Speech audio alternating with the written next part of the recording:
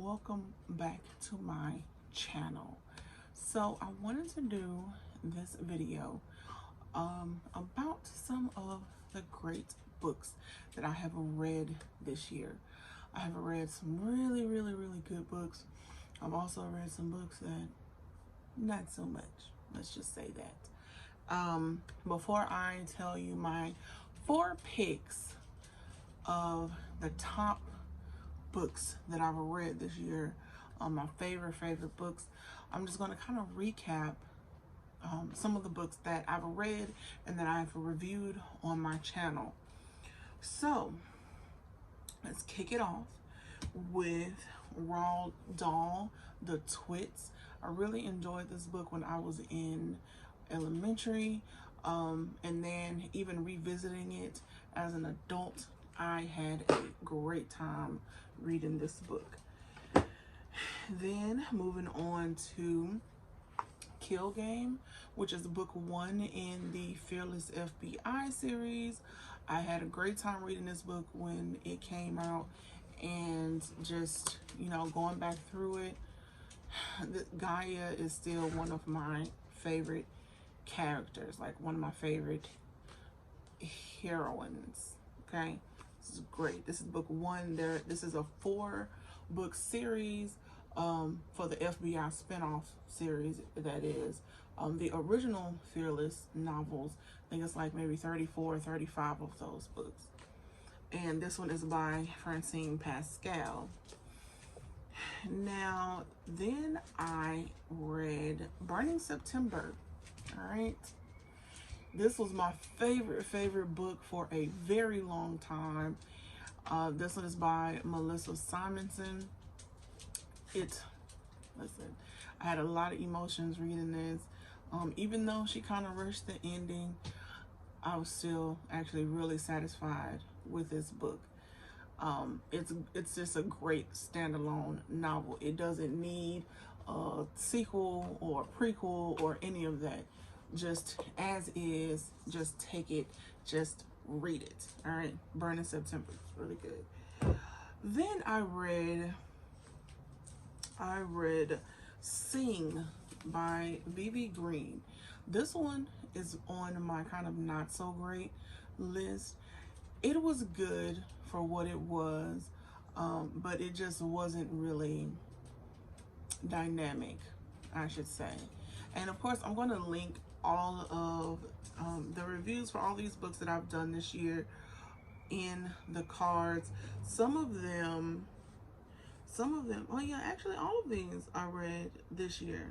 I reviewed them this year, I know, but these I read, and rereads count, okay? Because I reread Burning September, still great, and I reread The Twits. But yeah, so Sing is what I was talking about. Sing, yeah, was just one of, it's just super vanilla. Like, I still stand by that.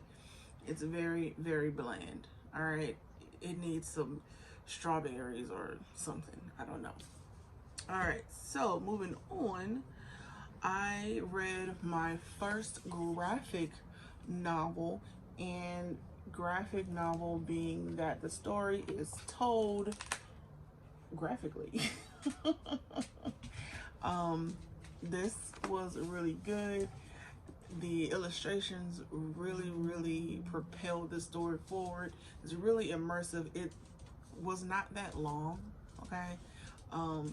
But like, after you read it, you just want to go back and look at some of the pictures. Like, it kind of forces you to do that and to really think about it and just dive into it. If you hear the pitter-pattering of little paws and you just randomly see my camera jump up and down, it's because I have this giant horse that I call Marley. It's actually a dog, okay? And if you follow me on social media, you know about Marley.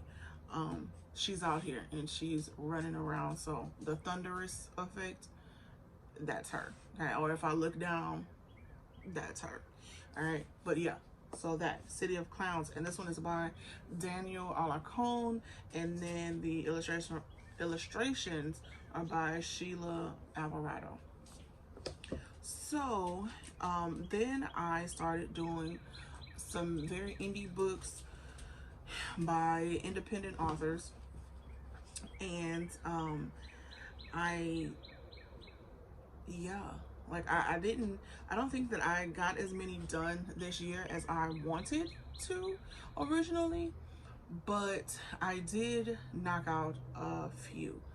One of those being Conjugal Visit by Carlotta Griffin Hadnot. This one just needed some work, but it held a good story.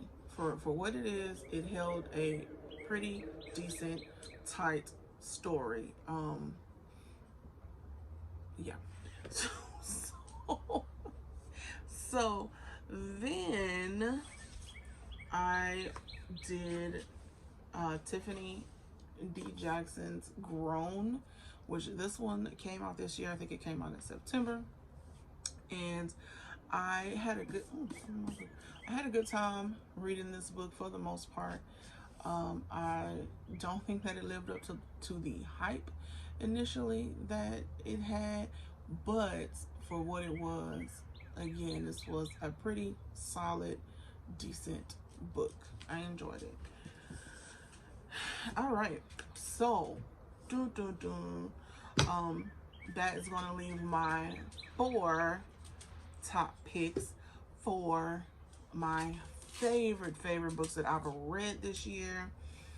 Number 4 on that list is Tiffany D. Jackson's Allegedly. Okay, I really enjoyed this book. It is these 2 books are by the same author, but I really enjoyed this one so much more than Groan. This one I think kind of dives into a little bit more detail, and it just tells a better story. So I really enjoyed this book. I have not done a book report video yet for this one, so my full thoughts and my full opinions will be coming next year when I get fired back up.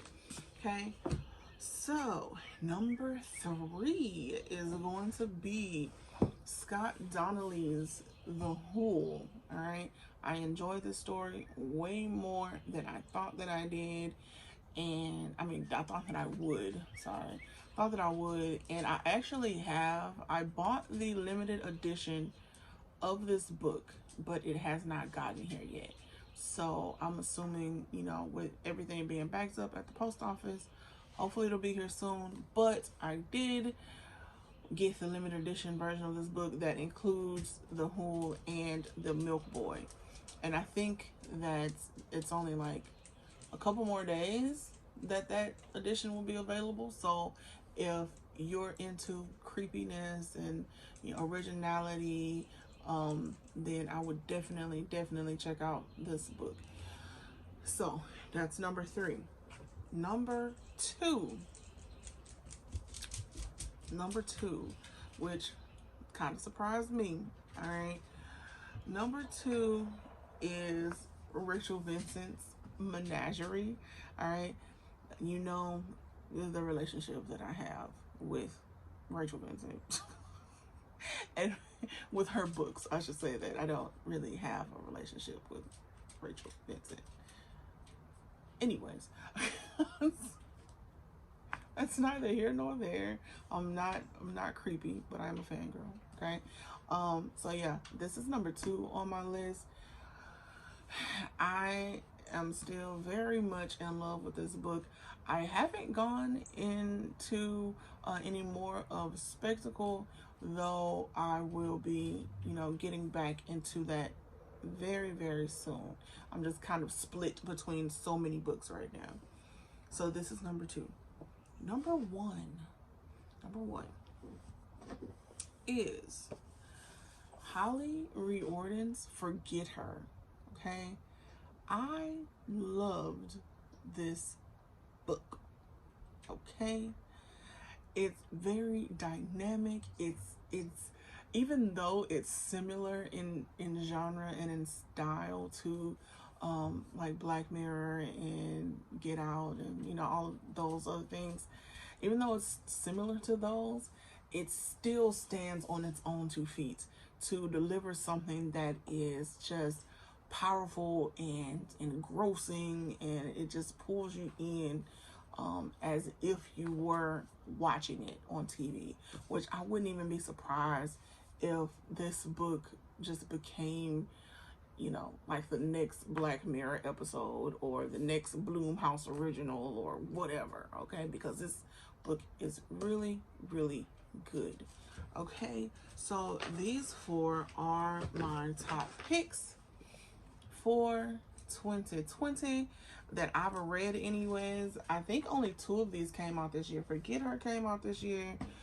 and The Whole came out this year. But these 2 came out, I think this one's 2015 and this one is, I don't know, around the same time. Let me see, because I clearly have forgotten when this book came out.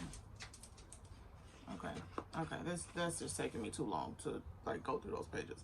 But yeah, so these books didn't come out this year, but 2 of them did. I read all 4 of them this year, so I'm looking forward to Rachel Vincent's Every Single Lie that's coming out in 2021. So I am gonna jumpstart my 2021 with that jewel that I'm sure that it's going to be.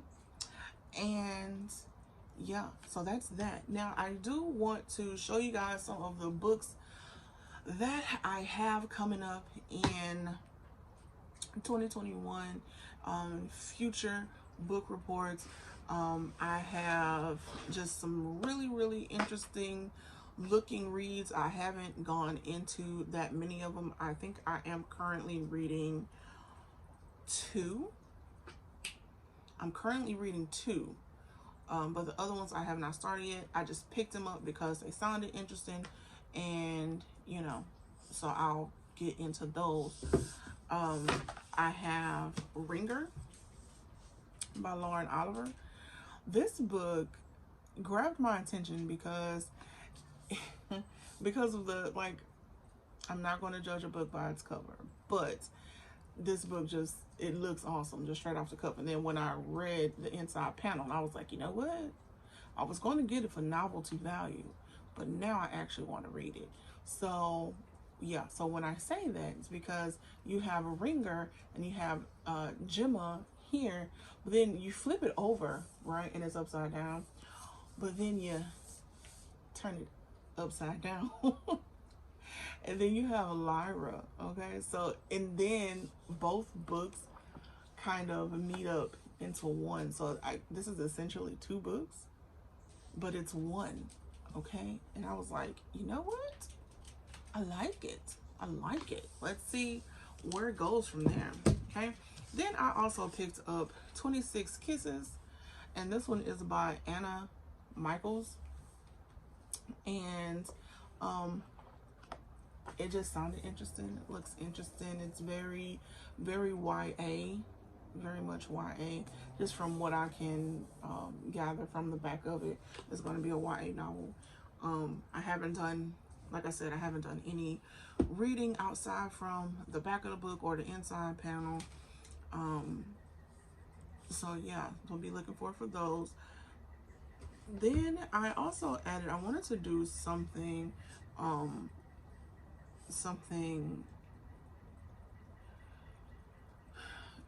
not different, but to just kind of add a little bit more diversity to the things that I read.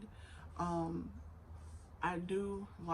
like YA sometimes if it's done right, and but for the most part, I really like adult books. Like, I really like to be just thrust into it. Tell me how you want to say it. Don't dumb it down. None of that. I just really dislike when things are dumbed down. So yeah. But for this book, it sounded really, really cute. I don't think that it's YA, but it is kids fiction. And this one is called Gertie Milk and the Keeper of Lost Things. So I picked this up. It sounded really, really interesting. And it shouldn't take me that long to read it. I'm pretty sure I can knock it out in no time because the words are kind of huge. So yeah, I may start this soon. And then I also have here one of the books that I am reading currently, and I think that I'm in like chapter 20 of it, is the Inheritance Games. And so I do know a little bit more about this book, but I'm going to save that obviously for its individual book report video. This one is by Jennifer Lynn Barnes. This one's by Jennifer Lynn Barnes, The Inheritance Games. I started reading it. I actually got this book when it first came out this year. And I put it down. And I have not picked it back up. I have not picked it back up, okay? And it's nothing against the writing or whatever. It's just, I'll save that for when I go into the review. But first, I have to finish it, all right? And yeah, that's what it's looking like from that perspective.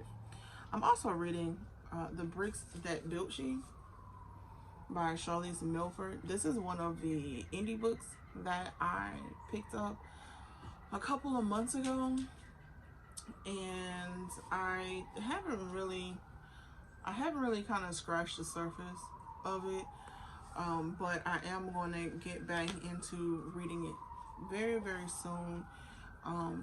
But like I said, I'm spread across several different books, so I jump from one thing to another. I get to a good stopping point on this, and I just jump into something else, into another world, into another time.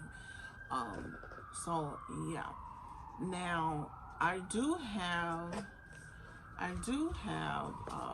Vanish and Discover up here. I finished Vanish. I finished it. I've tried to record the book report for Vanish twice now, and I can't seem to find one that I like, so I'm gonna go ahead and read Discover, and then hopefully like it'll kind of tie it all together. So I will read this one and then just group them, okay? Because then maybe I'll have the whole picture of what's going on. Because like I said, I've tried to do a book report of Vanish by itself, and I just can't seem to come up with anything, a little bit of transparency. All right, so I'll read those. And then lastly, I think I have Unrivaled here, and this one is by Allison Noel. I have this one. This is the first book of the series, and I have this one, and I also have Blacklist, I think is the name of the second book. And I picked this up a few months ago as well, so I'm looking forward to diving into this one. The cover, okay, is just gorgeous. It's got that metallic gold strawberry, I think that I actually I did start reading this one, but I think I got to page 12, all right, and kind of put it down. All right, so let me just add this to the pile of books that I'm currently reading here. But anyways, so there's that. Those are the books that I have here on my table. I am excited about what the future holds, the future books that I am going to be reading going into 2021, because I love reading. I love the feeling that you get when you put down a book, whether it was good or bad. you know, because you could have spent your time watching television and killing your brain cells, but you didn't. You read a book. And honestly, listen, some books, they will kill your brain cells too, okay? But that's neither here nor there. So, yes, what books have you guys read this year? What have been your favorite books to read? Are you excited about any new releases that are coming out in 2021? For me, I'm excited about Every Single Lie. Rachel is actually having a live stream book release thing going on. When it comes out, I initially pre-ordered it on Amazon, but with her live stream, you'll actually get the book and it'll be signed, and then you get the live stream experience or whatever. So I'm not sure what I'm going to do about that, because I kind of want that experience going into reading that book. So I'm excited about that one. It's a few other books that I'm excited about. What are you guys excited about? Right? What books do y'all have on y'all roster to read? You know? Yes. So, don't want to take up any more of your time. Thanks for sitting here with me. I am, of course, on my deck, and I'm trying out different like lighting, you know, trying out different lighting during the day to see how I like it. I've done the mornings, I've done the afternoons. It is now like almost 4 o'clock, so the sun has started to set, so I'm, you know, seeing how I like that. But it's actually surprisingly warm. If you like go back to my video about Forget Her, go back to the book report video, Forget Her, you'll like hear you'll hear my space heater warming up my legs in that video. But yeah, anyways, you know me and tangents. So until next time, guys, have a happy new year, and happy